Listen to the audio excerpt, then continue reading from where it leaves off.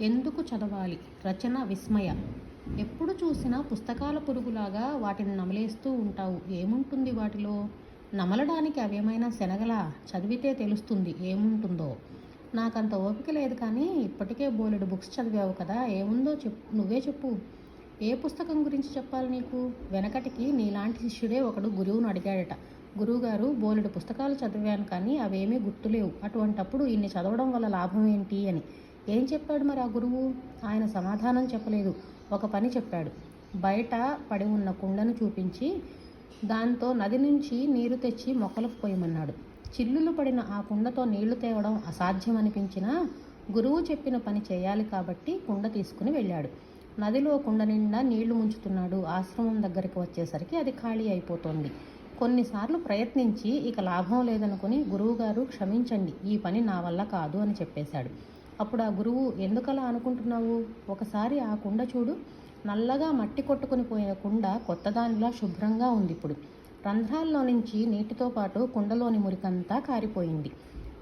మన మనసు కూడా ఆ చిల్లుల కుండ లాంటిదే. ఒక పుస్తకం చదివినప్పుడు అందులోని సమాచారం అంతా కుండలోని నీళ్ళలా కారిపోతుంది. ఏమీ గుర్తుండదు. గుర్తుండాల్సిన అవసరమూ లేదు. పుస్తకం చదవడం వల్ల సరికొత్త ఆలోచనలు వస్తాయి. రకరకాల అనుభూతులు, ఉద్వేగాలు, అప్పటి వరకు తెలియని నిజాలు తెలుస్తాయి. అవి మన మనసును శుద్ధి చేస్తాయి. ఒక పుస్తకం చదివినప్పుడల్లా కొత్త జన్మ ఎత్తినట్లుంటుంది. అదే చదవడంలోని ప్రయోజనం చెప్పాడు గురువు. ఇప్పుడు అర్థమైందా అందరూ ఎందుకు చదువుతారో?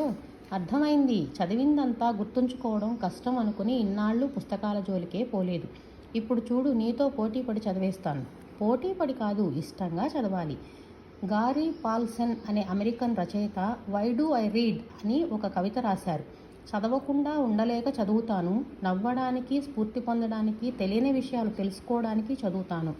మాట్లాడడానికి ఎవరూ లేనప్పుడు, మాట్లాడటానికి ఏమీ లేనప్పుడు చదువుతాను. పదాల కోసం అని, అవి చెప్పే భావం కోసం చదువుతాను. కథ చదివితే అందులో ఒక పాత్రనై మిగతా పాత్రలతో కలిసి నవ్వుతాను, ఏడుస్తాను. చదవడం అంటే స్నేహితుడితో సమయం గడపడం అంటారాయన. ఫ్రెండ్స్ ఎంతమందైనా ఉండొచ్చు, కాబట్టి ఎన్ని పుస్తకాలైనా చదవచ్చు.